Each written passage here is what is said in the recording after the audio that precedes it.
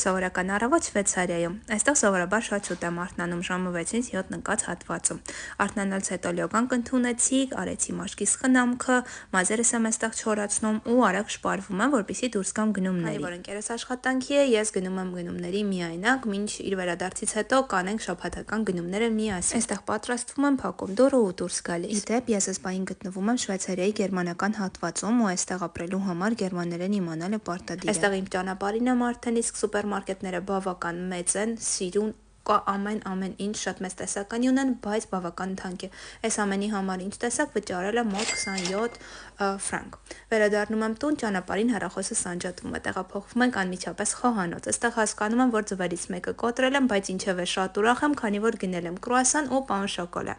Այստեղ պատրաստում եմ նախաճաշս, հուսամ ընկերս ու իր ընտանիքը չեն իրենց կրուասանի գլխին այսպիսի խաղեր եմ խաղացել։ Ինչևէ ես գնամ շարունակեմ իմ օրը, շնորհակալ եմ դիտելու համար, միացեք իմ էջին հաջորդ վիդեոները բաց չթողնելու համար։ Բայ։